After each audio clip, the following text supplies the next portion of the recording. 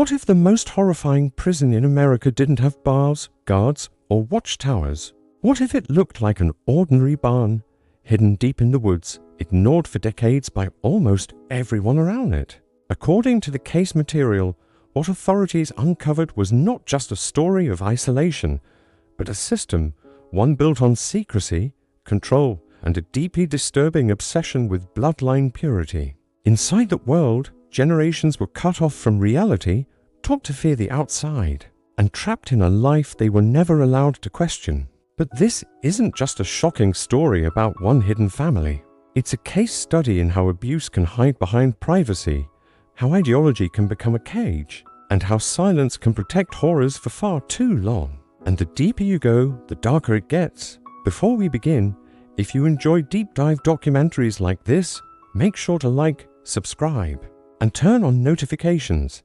And tell me in the comments, where are you watching from? And do you think cases like this can really stay hidden for decades without anyone knowing? The story begins the way the darkest case studies often do, not with a dramatic confession, not with a headline, but with one small interruption in an otherwise ordinary day. According to the material, that interruption came on October 17, 1997, when authorities were tipped off about disturbing sounds coming from a remote property tied to the reclusive Blackwood family.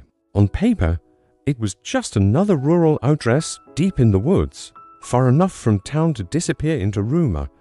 But distance has a way of protecting secrets, doesn't it? And in this case, distance seems to have done far more than that. It gave silence room to harden. By the time deputies made their way through the forest roads, what they found was not an abandoned structure or a neglected farm building, but something that appeared deliberately sealed. A barn wrapped in locks, chains, and isolation, as if the building itself had been designed not to keep weather out, but to keep human beings in. Even before the door opened, the atmosphere was wrong. The smell, the barriers, the total absence of normal life. All of it pointed to a place that had long since stopped being ordinary. And when that door finally gave way, the case material describes a scene so disturbing that even experienced officers struggled to process it. 7 women inside, barefoot, malnourished, silent, and shockingly alike in appearance, surrounded by makeshift bedding, waste buckets, water barrels, and the stripped-down mechanics of survival. This was not just poverty. It was control, not improvisation but structure, not chaos but a system. That is what makes the opening of this story so unsettling. It wasn't the discovery of a single crime scene. It was the discovery of an enclosed world. And that first discovery only made the central question more haunting. How does something like this exist long enough to become normal inside its own walls? Investigators, again according to the provided material, quickly began noticing signs that the barn had not been used temporarily or accidentally. It was built with confinement in mind. Interior arrangements were minimal but functional, enough to sustain life, never enough to support escape. Upstairs were cell-like sleeping areas, each reduced to the barest necessities. Downstairs was a shared space arranged around routine rather than comfort.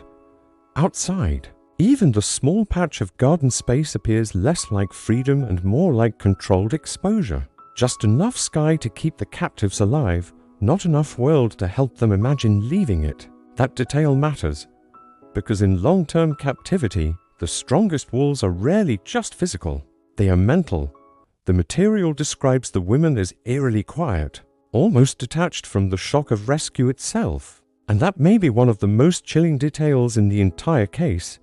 You expect panic, you expect tears, you expect running.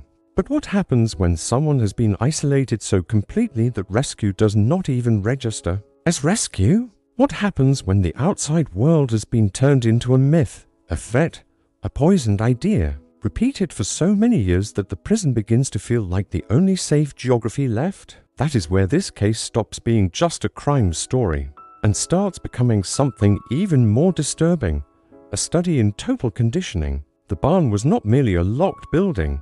It was, if this material is accurate, a machine for shrinking reality itself. And once investigators moved beyond the doorway and into the nearby house, they found something that suggested this horror had not emerged through neglect or madness alone. but through planning. Journals, genetic notes, lists of names, tracked traits, and evidence of a belief system built around bloodline control. Suddenly, the barn looked less like a hiding place and more like the visible edge of a much older idea. That is what makes Chapter 1 so important in the larger documentary structure. This is the moment where the audience realizes they are not looking at a single horrific event, but the aftermath of decades of isolation, doctrine, and human domination.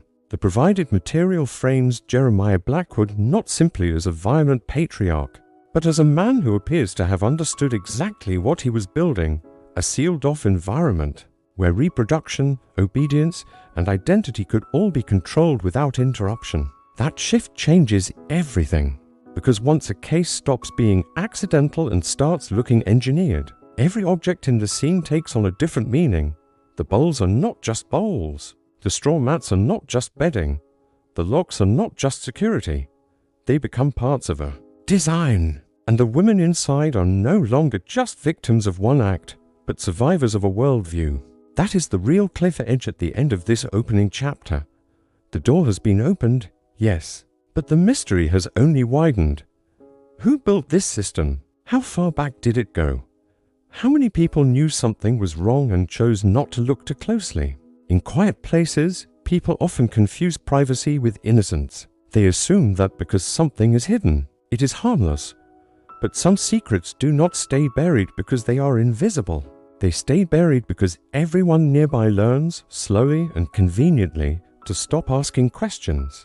And that may be the most disturbing truth of all, because the deeper investigators looked, the clearer it became that this barn was never the whole story. It was only the part of the nightmare that had finally been forced into daylight.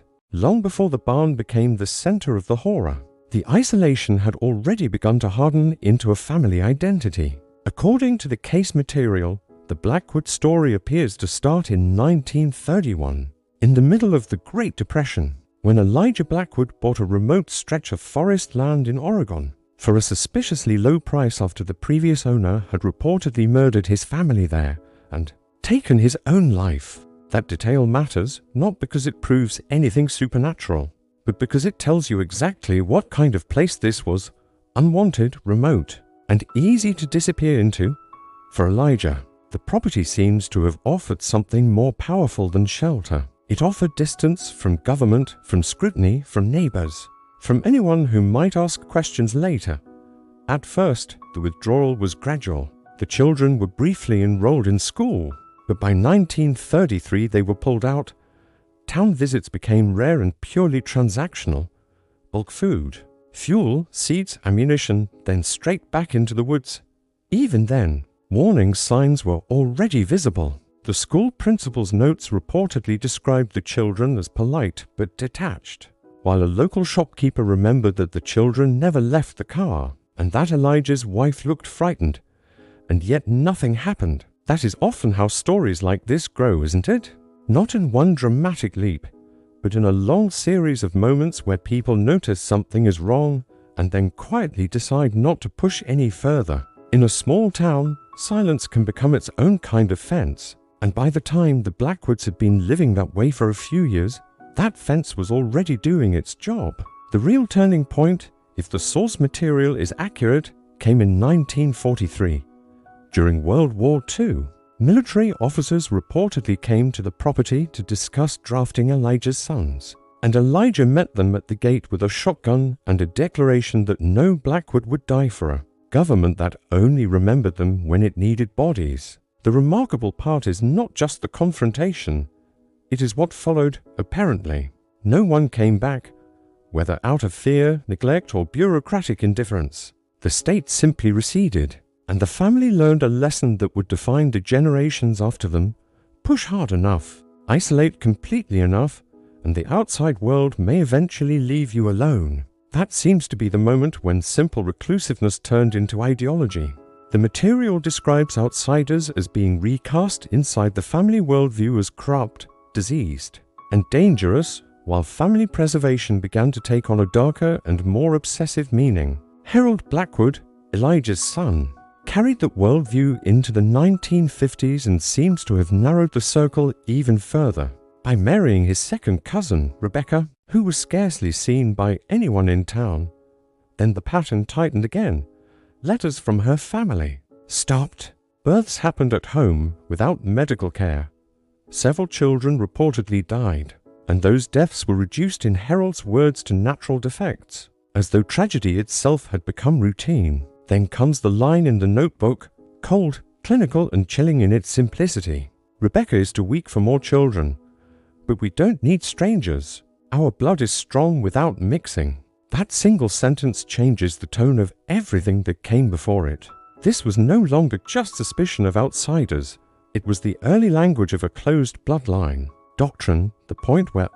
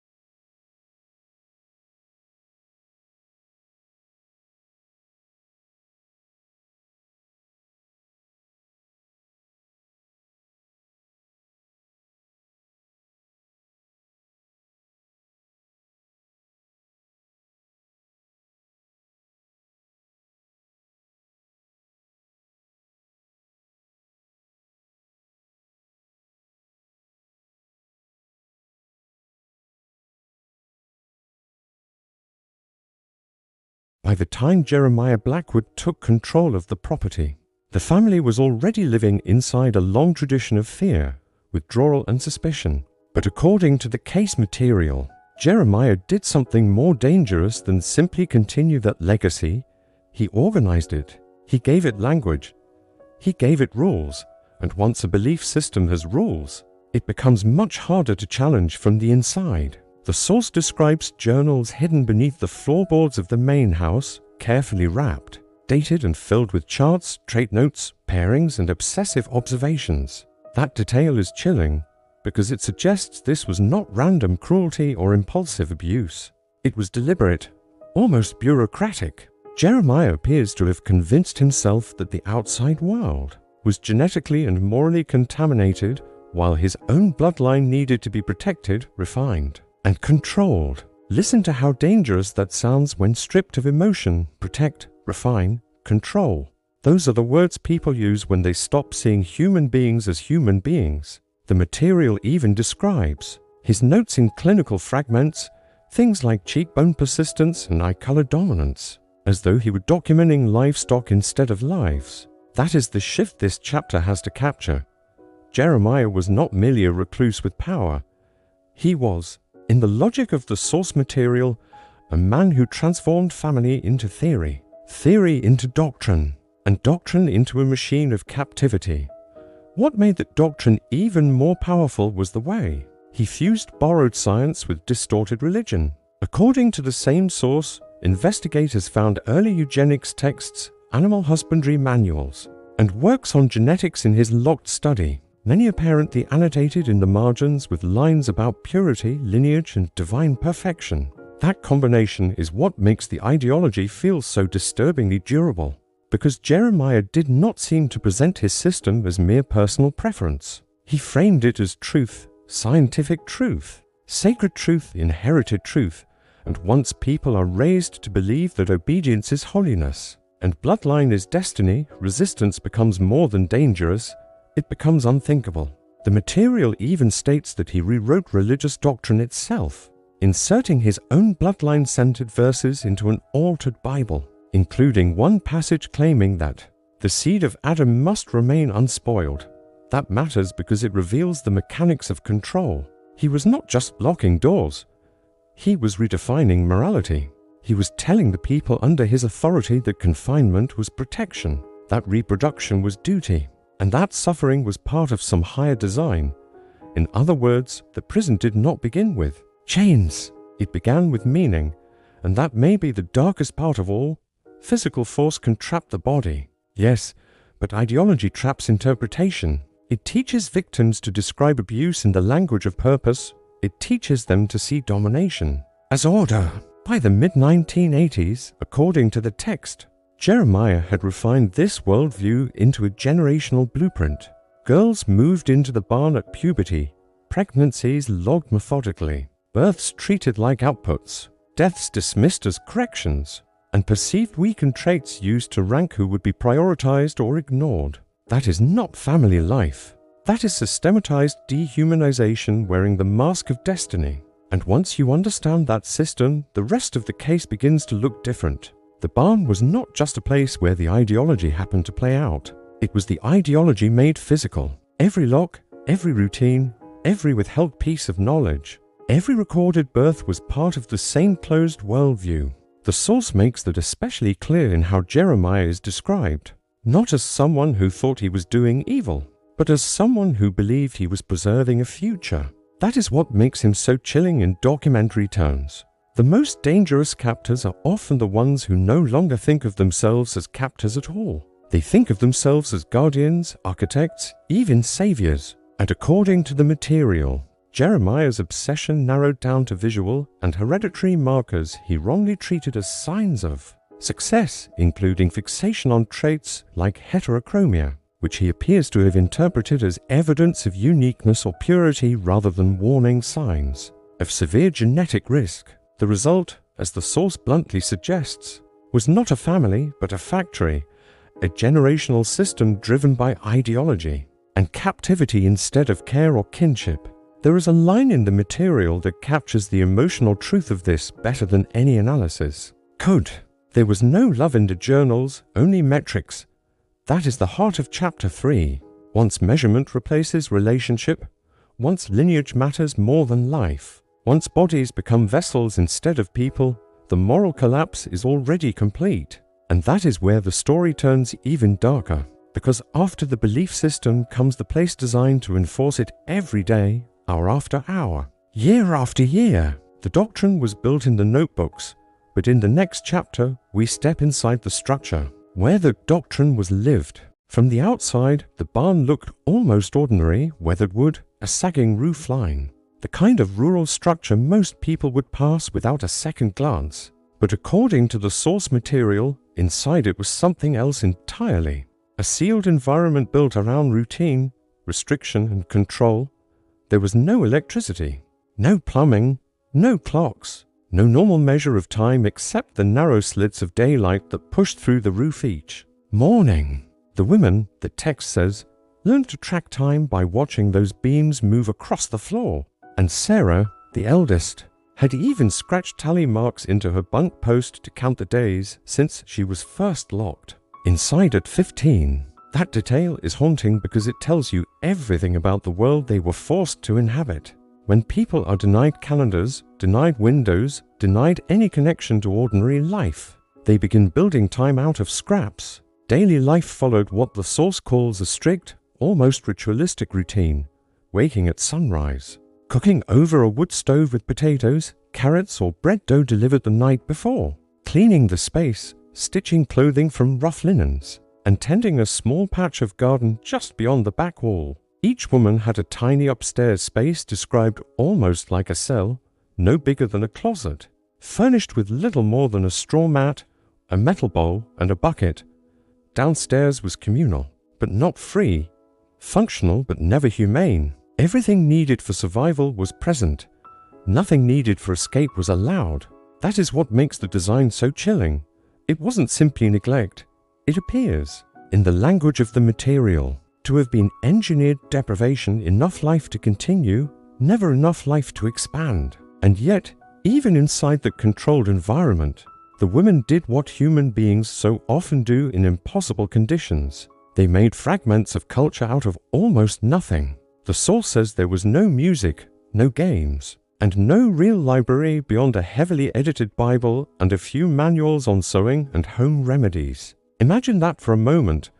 No songs from the radio, no bedtime stories from the world outside, no newspapers, no classrooms, no proof that modern life even existed beyond rumor.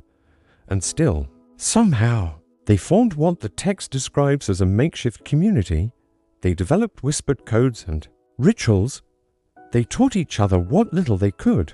They traded half-imagined stories about what the outside might be like. One of the most striking details in the source is the garden, a rectangular patch of soil behind the barn, ringed by a low fence where they were reportedly allowed supervised sunlight for sometimes only an hour a day. That patch became more than a garden. It became, in cinematic terms, their only horizon. They planted vegetables because they had to, but also tulips, daffodils, and roses because beauty, even in the smallest form, is a kind of resistance. One investigator quoted in the material says everything else was grey, brown, and shadow. The flowers were the only color in their lives. That image does a lot of work in this chapter, because it keeps the story from becoming only mechanical horror. It reminds the audience that inside even the harshest systems of control, people still reach for softness, they still invent meaning, they still protect tiny pieces of selfhood, even when almost every other part of life has been colonized by fear. In a strange way, that small garden may have been the opposite of the barn's ideology. The barn was about control. The garden was about fragile, stubborn life. But perhaps the most disturbing part of life inside the barn was not the physical confinement. It was the psychological confinement. According to the source, communication with the outside world was not merely forbidden, it was almost unimaginable. The women reportedly did not know who the president was, what a cell phone looked like, or how electricity worked. One girl believed airplanes were mythical birds from dreams. Another hid drawings beneath her mattress of cities and churches she had never seen, trying to sketch a world assembled only from whispers and imagination. That is where the case stops looking like simple imprisonment and starts resembling total reality control. Because if you can convince someone that the outside world is diseased, poisoned, or fatal, then the locked door no longer needs to do all the work by itself. The mind begins guarding the prison too. The material says the women had learned to police themselves. When Lily was asked why they never tried to run, her answer was devastatingly simple. Where would we go? Another reportedly believed the outside world was full of radiation and plague, a lie repeated so often by Jeremiah that it became, in their understanding, unquestioned truth. And there it is, the real architecture of captivity. Not just wooden locks, but repetition, myth, fear. A worldview so closed that escape becomes not merely dangerous, but unthinkable. This is what makes Chapter 4 one of the emotional cores of the documentary. It shows that the barn was not just where they lived, it was the full size of the reality they had been permitted to know. The body can survive inside a locked room for years. But what happens when the imagination is locked there too? That is the question this chapter leaves hanging. Because once you understand life inside the barn, the next step is unavoidable. What did that life do to the human body itself? When the women were finally taken out of the barn and brought into medical care, the first expectation was trauma, malnutrition, dehydration, infection, shock, the kinds of injuries you would assume after long-term confinement. But according to the case material, what doctors say they discovered went far beyond immediate neglect. The source describes a pattern of visible traits and internal conditions that appear to reflect not just captivity, but the accumulated consequences of generations of forced endogamy. That is where this chapter becomes especially disturbing, because the body itself starts reading like a record. The text describes elongated facial features, sunken eyes, and asymmetrical skull development in several of the women, along with extra fingers or toes in 5 of the 7 and heterochromia in 4, a trait Jeremiah reportedly treated as proof of superiority rather than a warning sign of underlying disorder. And that detail says everything about the logic at work here. He looked at damage and called it achievement. He looked at fragility and called it refinement. That reversal is the true horror of this chapter. The same physical signs that medical experts would read as evidence of serious inherited risk were, in the worldview described by the source, treated inside the family as markers of success. Imagine how warped a belief system has to become for suffering itself to be renamed as progress. And once that happens, the human body is no longer protected. It becomes raw material measured, interpreted, ranked, and pushed past its limits in the name of a delusion. According to the text, internal scans reportedly revealed severe heart defects, brittle bones, and weakened immune systems, with one of the youngest survivors, Rose, described as having a rare combination of dwarfism, premature skull fusion, and systemic immune deficiency. In documentary terms, this is the point where the story stops being abstract. The ideology is no longer just in journals or sermons. It is written into bone, blood, and breath. The case material goes even further, describing how specialists interpreted the genetic situation in blunt, almost devastating language. One of the source's experts characterizes the findings as a living archive of genetic collapse, while the transcript explains the situation in simpler terms by saying their DNA was, effectively, folding in on itself. Whether that phrasing is scientifically polished or not, the emotional point lands hard. The bloodline had been narrowed so severely that recessive conditions, mutation risks, and developmental impairments were no longer rare possibilities. They had become expected outcomes. The source specifically mentions April, the youngest, as having phenylketonuria, a metabolic disorder that can cause irreversible brain damage if left untreated, and says she had never been diagnosed early enough to receive care that might have prevented the worst effects. That is one of the most painful facts in the entire case study, because it shows how abuse compounds across systems. First, there is the genetic risk created by the closed breeding pattern described in the source. Then, there is the total lack of medical oversight. Then there is the absence of diagnosis, education, and intervention. Layer by layer, the chances of a healthy life are stripped away. And even then, the text is careful to acknowledge something important.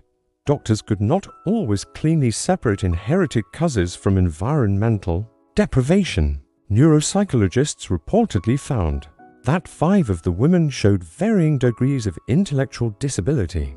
But the material openly asks the question that any responsible observer would ask: how much was genetic, and how much came from being denied schooling, language development, outside interaction, and basic stimulation for years? That uncertainty actually makes the case feel more credible, because real case studies are messy like that. They do not give you clean lines. They give you overlap. Biology and environment don't take turns, they collide. And in a place like the barn, where every form of development was restricted at once, the damage would never have belonged to just one category. But Chapter 5 should not end with pathology alone, because the source itself offers a more human counterpoint through Sarah. While the medical findings described in the transcript are bleak, the material also says Sarah had taught herself to read using the edited Bible and a farming manual, created her own system of timekeeping from light beams in the barn roof, and became the one who sued the others during panic. That matters because it reminds the audience that evidence does not only mean deformity, diagnosis, and collapse, it also means adaptability. It means survival. It means proof that even inside an engineered system of confinement, some part of the human mind kept reaching outward. Still, the case material insists on a hard ethical line, and it is the right one. These women were not research subjects first. They were victims and survivors first. That distinction has to stay in the narration, because otherwise the documentary risks repeating. The same coldness that built the system in the first place. The source notes that anonymous studies and research interest followed, but it also warns that every scan, every chart, and every clinical observation had to be weighed against the fact that this knowledge came at a terrible human cost. And that may be the most important takeaway from this chapter. Jeremiah's ideology treated bodies like experiments. The medical world, at its best, had to do the opposite. It had to read those bodies carefully without reducing them again. It had to see not just what had happened to them, but who it had happened to in the end. The science in this story does not make the case colder. It makes it heavier. It gives language to the damage, yes, but it also strips away every excuse. What the journals framed as purity, the evidence described as collapse. What the captor imagined as design, the body revealed as ruin. And once the medical truth becomes impossible to ignore, the story has nowhere left to hide. Because after the body speaks, the next thing that follows is voice. And in the next chapter, the survivors begin to tell the world what life inside that silence actually felt like. 4 years. The women in the barn had lived inside silence so complete that even ordinary speech had been reshaped by captivity. So when they finally began to talk, according to the source material, they did not begin with dramatic revelations or courtroom-ready testimony. They spoke in fragments, in cautious pieces, in terms that made sense only inside the world they had been forced to survive. Sarah, the eldest, was reportedly the first to open up. And what makes her early testimony so chilling is how flat it sounded. Not theatrical, not hysterical, just factual, as though she were describing weather, not a life built on control. She told investigators that her father had presented himself not only as a parent, but as a prophet, someone who taught them that their blood was stronger than the outside world, and that they were chosen to remain apart from it. That detail matters because it shows how deeply the indoctrination had fused fear with faith. Emma, by contrast, seemed to speak most clearly through drawings. Imagine cities, flying machines, smiling crowds, entire worlds she had never seen but had somehow assembled in her mind. From scraps of guesswork and longing, Lily described visits from Jeremiah and Joseph using stripped-down terms like rotation, union, and strengthening, which is one of the most devastating details in this chapter. They did not yet have the language for abuse, violation, or coercion. They had only the language of the barn, obedience, routine, function. And that is one of the cruelest things long-term control can do. It does not just wound people. It edits the dictionary they use to understand the wound. The source goes even deeper into that linguistic damage, and honestly, this may be one of the most haunting parts of the entire case study. Lily reportedly said during one therapy session, "I thought it was normal. I thought families just lived like that the outside world had ended long ago." That one line explains almost everything, not because it is dramatic, but because it reveals the scale of reality control. The women had not merely been hidden from society. Society itself had been rewritten inside their minds. The material says linguists found that their speech was not a separate language, but a fractured dialect built from English, gesture, redefined terms, and survival-based metaphor. The sun became the watcher. Rain became the whispering. Even the seasons were not named as months but as sensations. Cold, long, bright, loud, leaf, quiet. Think about how revealing that is. Their world was not organized by calendars, institutions, or shared culture. It was organized by whatever the body could feel inside confinement. Dr. Linda Morris, the linguist mentioned in the material, reportedly observed that they rarely used the word I. Their communication was collective rather than individual, because for years they had existed not as separate selves, but as parts of a controlled unit. That detail lands hard in documentary terms. Finding their voices was not simply about telling a story. It was about discovering personhood.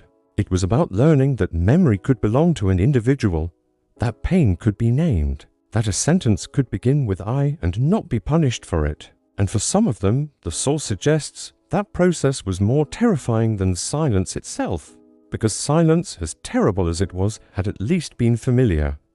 Identity was something new. Freedom was something new. Even language had to be rebuilt from the ground up.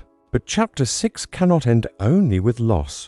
because the same material also shows the first real sparks of reclamation. Sarah reportedly began reading obsessively in care, moving from children's books to novels within weeks, then journaling not just about the barn but about the world beyond it. One of the most human lines in the entire source comes from that early writing. "Everything is noise here, but I think I like it." That sentence is small, almost casual, but it carries enormous weight. It is the sound of someone discovering that the outside world is not poison after all. Emma began art therapy, with her work later exhibited under the title Visions from Nowhere. Lily, once too frightened to speak above a whisper, reportedly started singing softly during therapy walks, lullabies no one recognized. Perhaps melodies born entirely within captivity and carried out into the open at last. The material is careful, though, not to romanticize the recovery. It says healing was uneven. Some women panicked at everyday sensations, a microwave beep, flickering street lights, the rush of a passing train. Others wrestled with grief so difficult it barely had words. How do you mourn a life you never knew you were missing? How do you process the fact that the people who called themselves family were also the architects of the cage? Those questions hang over this chapter for a reason, because the voices emerging here are not polished voices. They are not complete voices. They are first voices, fragile, interrupted, often painful. But they matter precisely because they exist at all. For years, the women had been silent shadows in a sealed structure. Now, according to the source, they were becoming authors of their own story, sentence by sentence, idea by idea, breath by breath, and once survivors begin to name what happened, the system that hit them can no longer remain abstract. It must answer in public, which is why the next chapter moves into the courtroom, where the ideology of the barn is finally forced to confront law, testimony, and judgment. When the case finally reached court, the hidden world of the barn was forced into public language. According to the source material, prosecutors did not present Jeremiah Blackwood as a confused recluse or an impulsive abuser. They presented him as the architect of a system, a man accused of building a prison, sustaining it for decades, and wrapping the prison in ideology so thoroughly that even the victims struggled to describe what had happened to them. The trial, as the material frames it, became less about one shocking discovery and more about method. 3 weeks of testimony, diaries and trait charts, expert witnesses from medicine, psychology, and investigation, photographs so disturbing they were sealed from public view. Piece by piece, the courtroom reconstructed the same truth the barn had tried to erase. This was not random brutality. It was organization. It was repetition. It was domination made routine. And at the center of it all sat Jeremiah, motionless, almost eerily calm, refusing to treat the court as a moral authority over him. That detail matters because it reveals something essential about men like this. They do not always see themselves as criminals. Sometimes they see themselves as builders, guardians, preservers of a truth the rest of society is too weak to understand. According to the uploaded material, even when confronted with the charges, Jeremiah's posture did not soften. The defense reportedly attempted an insanity strategy, but psychiatric findings in the source rejected that framing. He was not described as detached from reality in some clinical sense. He was described as terrifyingly certain that the bloodline mattered, certain that the state had no right to intervene, certain that what he built was justified. And that certainty is what made the trial feel so dark, because remorse, however inadequate, at least acknowledges a shared moral world. Jeremiah appears in the source's telling to have rejected that world entirely. Joseph, however, gave the courtroom a different kind of tension. Where Jeremiah stayed rigid, Joseph cracked. The material describes him weeping during the second week of testimony, hiding his face as the survivors spoke, and eventually offering a handwritten letter before sentencing that expressed remorse and admitted that what had happened inside the barn was wrong. That contrast becomes one of the most important emotional pivots in the chapter, not because Joseph's regret erases anything, it doesn't, but because it highlights the moral split between follower and founder. One built the system, the other helped enforce it. One still called it a sanctuary, The other, at least by the time of sentencing, appears to have understood it as ruin. The courtroom, in that sense, became more than a legal chamber. It became the place where ideology started to fracture under its own weight. And then came Sarah. The source treats her testimony as the emotional center of the entire proceeding, and you can understand why. By then she was no longer just the eldest survivor from the barn. She was the first person from that sealed world to address its creator in public, under law, in front of witnesses, and call the thing by its true name. The material describes her walking to the stand calmly, hair pulled back, speaking not with theatrical rage, but with something almost more devastating, clarity. She told the man she had once called father that he had disguised ownership as chosenness, captivity as destiny, and a cage as a kingdom. That is the line where the trial stops being only legal and becomes historical. Because once a survivor names the system loses its sacred language. It cannot hide inside doctrine anymore. It becomes what it always was: abuse, control, theft of human life. Sarah's testimony, as presented in the source, did not just accuse Jeremiah of crimes. It dismantled the mythology that had protected those crimes for decades. The verdict, according to the material, came swiftly. Jeremiah was found guilty on all counts described in the source: kidnapping, rape, incest, aggravated child abuse, and unlawful imprisonment, multiplied across multiple victims and years of harm. The judge then sentenced him to 6 consecutive life terms without parole, framing the case not as ordinary abuse, but as a deliberate dismantling of human dignity over generations. Joseph received a lesser sentence, 45 years, according to the transcript, shaped in part by cooperation, remorse, and evidence that he had operated under coercive influence, though not without agency. That distinction is important, and the source leans into it carefully. Coercion may explain some obedience, but it does not erase responsibility still. The chapter should end with more than sentencing, because the trial's deeper function was public exposure. For the first time, the language of the barn was replaced by the language of law. The notebooks became evidence. The ideology became motive. The survivors became witnesses instead of shadows.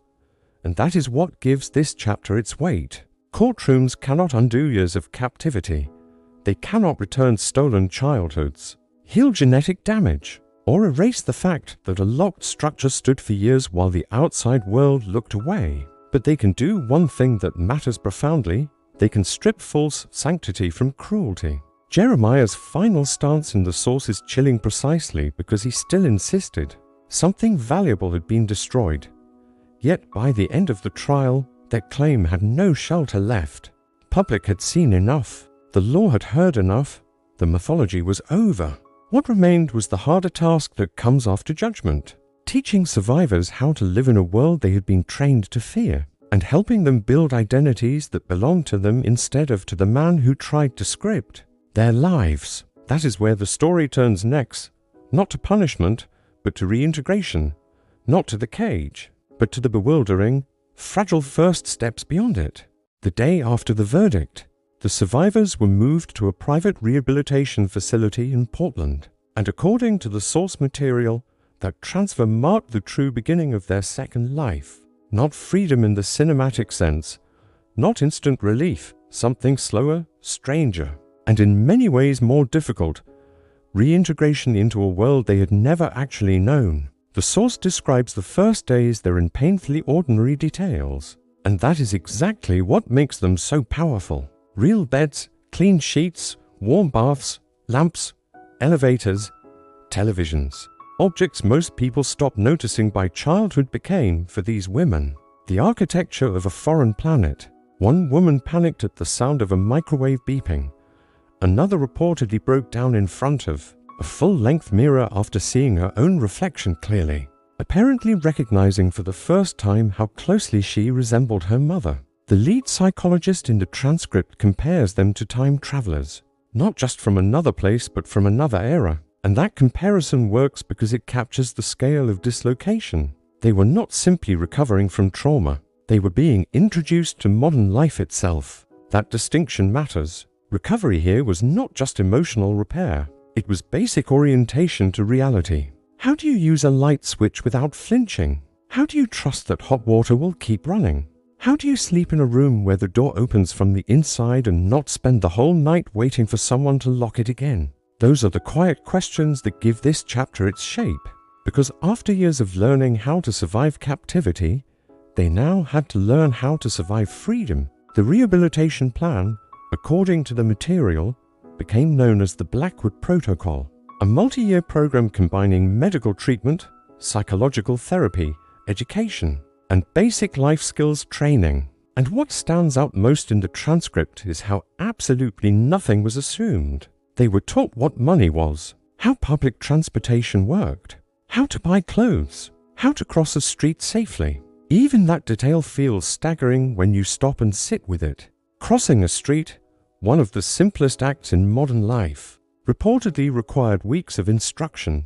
The facility even built a sensory room so they could slowly adapt to sounds, screens, social environments, and everyday stimuli without becoming overwhelmed. At first, outings happened only in pairs and under supervision. That tells you the recovery team understood something crucial. Healing is not just about removing fear, it is about helping the nervous system discover, little by little, that the world is not always a threat. And beneath that initial shock, the source says resilience began to emerge. Sarah enrolled in GED classes and started working on her memoir with Dr. Catherine Morris's help.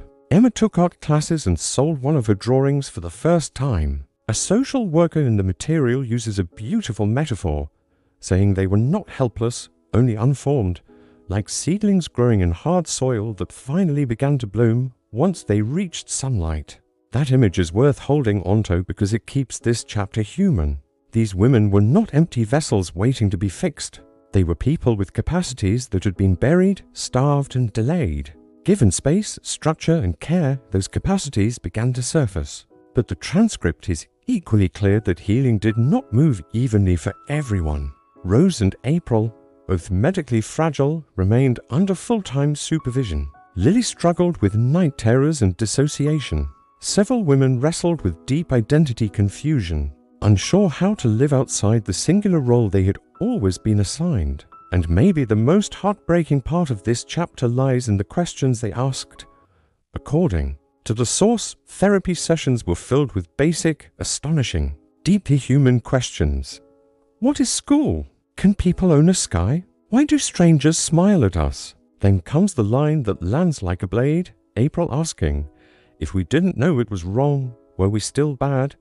That question says more about psychological captivity than any clinical report ever could, because this is what long-term control does at its deepest level.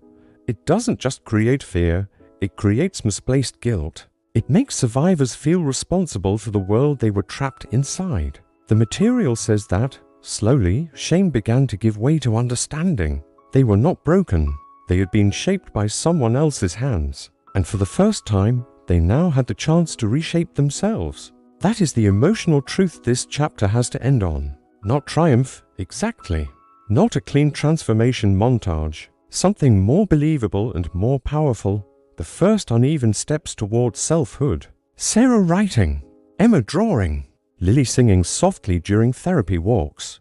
Women who had once been defined entirely by the barn beginning, piece by piece, to define themselves.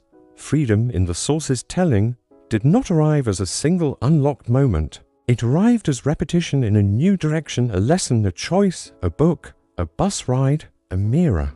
A sentence that began with I. And that is why Chapter 8 matters so much in the overall documentary. It proves the story does not end with rescue, and it does not end with sentencing. The hardest part often starts after that, when survivors are left with open space and have to figure out what a life of their own even looks like. In the next chapter, the private rebuilding begins to move outward, because the case stops being only a family horror and becomes a national reckoning about law, science, oversight, and the kind of silence that allows systems like this to endure for decades. What happened on the Blackwood property did not stay there. According to the source material, once the trial ended and the survivors began rebuilding their lives, the case widened into something much larger than one criminal prosecution. It became a national mirror. The uploaded text says news outlets struggled to define what they were looking at. Was it a crime story, a cult story, a psychological case study? And that uncertainty is exactly what made the fallout so powerful. This was not a single category of horror. It was a convergence of many failures at once: legal failure, social failure, educational failure, medical failure, and perhaps most disturbingly, a community failure of attention. The source describes the case as something that forced legislators, educators, scientists, and psychologists to confront one brutal question. How could something so calculated and generational go unnoticed for so long? That question is the spine of this entire chapter, because once the public stopped reacting to the shock value, it had to confront the systems underneath. Rural isolation alone did not create the barn. Privacy alone did not create the barn. One man's ideology mattered, yes, but so did decades of non-intervention, overlooked warning signs, and a cultural instinct to leave strange families alone as long as the trouble stayed out of sight. The uploaded material even frames the case as a blueprint for prevention, and that phrase matters. It means the story stopped being only retrospective, it became prospective. It became a warning label attached to silence itself. That public reckoning, if we stay inside the source material, took several forms at once. The first was narrative. In 2001, Sarah published her memoir, Born in Darkness, Memories of the Blackwood Barn, and the source says the book became a national bestseller, praised for its restraint rather than sensationalism. Then came the documentary adaptation, which, according to the text, brought the story to an even wider audience while keeping the survivors off-screen and centering their voices, drawings, and handwritten notes instead. That detail matters because it suggests the national conversation was not driven only by voyeurism, though there was certainly some of that in the media cycle. It was also driven by testimony, by survivors reclaiming authorship over a story that had once been told only through logs, journals, and evidence photos. The second form was legislative. The uploaded text says that in 2003 a bipartisan effort in Congress led to the passage of the Sarah Law, named after the eldest survivor, as described in the source. The law mandated stricter oversight of homeschooling in rural and isolated areas, required periodic wellness checks for children without formal schooling records, and funded training for local officials to recognize signs of long-term domestic imprisonment even when a family had no prior criminal record. That is a remarkable transformation when you think about it. A case that began in a locked barn ended by reshaping public policy. A hidden system of captivity became a national argument for visibility. And then there was the scientific fallout. The same source says anonymized genetic data, shared with full survivor consent, was used by research institutions around the world to study rare disorders, trait propagation, and the psychological effects of closed-loop genetics, while a longitudinal study at the University of Washington continued monitoring the women's health. But the material is careful here, and rightly so. It insists that none of this knowledge erased the ethical line. These women were not case studies first. They were lives. Their suffering may have taught science something, but that did not convert the suffering into a gift. It remained in the source's own moral framing, a warning. And that is where the chapter should end, not with institutions, but with legacy. Because the source makes it clear that after the headlines called, the survivors themselves kept shaping the meaning of the case. Public fascination faded. Privacy returned. Some changed their names, others did not. Some moved to new cities where no one knew what they had endured. 5. The text says, eventually moved into supervised apartments. To married. One became an artist. Sarah became a nationally recognized advocate for abuse victims, spoke at the 2010 National Conference on Child Abuse, worked with child advocacy groups, and later traveled to speak with educators and law enforcement about how to identify invisible abuse. There is a line attributed to her in the source that feels like the thesis of the whole documentary. Not all cages have bars. Some are built with belief. That line lands because it widens the Blackwood case beyond its own facts. It tells the audience this story is not only about one family in one place at one time. It is about any closed system where ideology replaces empathy, where authority replaces truth, and where silence grows so thick that suffering can hide inside it for years. The source even follows that legacy into physical space. By 2015, the barn and house had been demolished, replaced by a quiet garden and a bronze plaque near blooming tulips, a nod to the flowers once grown behind the barn wall. That image is almost perfect, but it works because it is grounded in the story's emotional arc. The place that once existed to erase identity becomes a place of memory. The survivors who were once stripped of voice become the ones who define what the case means. And that leaves us at the final step of the documentary.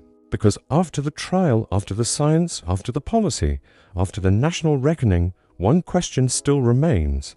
What does this case actually reveal about power itself, about control, indoctrination, and the human need not just to survive, but to imagine freedom before it exists? That is where the final chapter goes next. By the end of a story like this, there is always a temptation to treat it as an anomaly.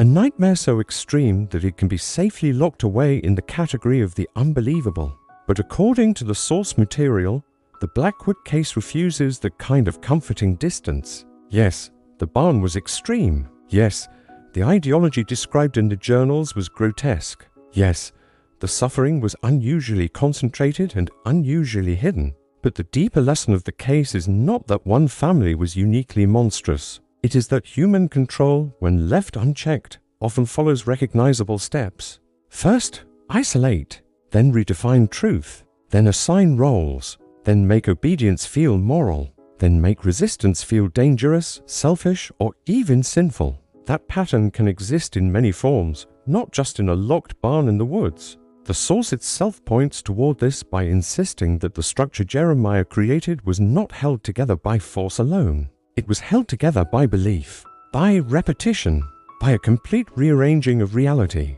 And that is why Sarah's line matters so much. Not all cages have bars. Some are built with belief. That is not just a striking quote. It is the interpretive key to the whole documentary. Because once belief is weaponized, the prison no longer needs to be obvious. It can look like family duty, divine order, tradition, protection, purity, loyalty. It can even look, from the inside, like love. That is what makes systems of domination so durable. They do not always announce themselves as cruelty. Often they disguise themselves as necessity. And if you want one hard truth to take from this final chapter, it is this: the most powerful captors are often the ones who teach people to defend the cage themselves. That is also why the survivors' recovery matters beyond inspiration. Their lives become evidence against the ideology that shaped them. According to the source, once given language, care, education, and ordinary human autonomy, they did not collapse into the chaos Jeremiah had warned them about. They began to grow, slowly, unevenly, painfully, but undeniably. Sarah wrote, Emma painted, Lily sang. The women asked impossible questions, learned ordinary skills, built relationships, and started choosing their own identities in a world that had once been described to them as corrupt and fatal. In other words, freedom proved the doctrine false. That may sound simple, but in documentary terms it is everything. The barn was built on a worldview that claimed control was necessary for survival. Yet the moment control broke, actual life began. The source seems to understand this deeply, which is why it spends so much time not just on the crimes, but on the aftermath, the memoir, the advocacy, the law, the garden planted where the barn once stood. Each of those things reverses the logic of captivity. The memoir turns secrecy into testimony. Advocacy turns private pain into public protection. Law turns neglect into oversight. The garden turns a site of domination into a site of remembrance. Even the flowers return with new meaning. Once, they were the only color visible from inside confinement. Later, they became part of a memorial in open air. That is not just symbolism. It is the whole emotional arc in miniature. A life confined to one patch of light becomes a memory honored in full daylight. And maybe that is why the ending of this case feels heavier than a simple true crime conclusion. It is not only about what one man destroyed. It is about what human beings can still rebuild after being denied almost everything that makes a self. So what does this case really say about human control? It says control is never satisfied with behavior alone. It wants interpretation. It wants language. It wants the inner world. Jeremiah, as framed by the source, did not just want compliance. He wanted ownership over memory, morality, bloodline, and imagination itself. And that ambition, total control over what other people are allowed to know, feel, and become, is what turns an abusive environment into a full system. But the final chapter also says something else, something harder and more hopeful. It says that even in the most sealed conditions, the human mind keeps reaching toward meaning. We saw it in tally marks scratched into wood, in hidden drawings of cities never seen, in tulips planted behind a fence, in a first sentence beginning with I. Those details matter because they challenge the captor's central fantasy, that another human being can be fully reduced to function. The Blackwood case, as the source presents it, proves the opposite. People can be silenced, but silence is not consent. People can be isolated, but isolation does not erase the instinct toward connection. People can be controlled, but some part of them continues imagining a world beyond the walls, even if they do not yet have the language to describe it. And maybe that is the final reason stories like this must be told carefully, not to sensationalize suffering, not to turn survivors into spectacle, but to understand how domination works, how communities fail, and how fragile the border can be between private life and hidden abuse when no one asks the next question. In the end, the barn is gone. The ideology is broken. The patriarch is buried under judgment and history. But the warning remains. Silence can protect horror. Belief can become a cage. And freedom, before it becomes reality, often begins as the smallest, most stubborn act of imagination.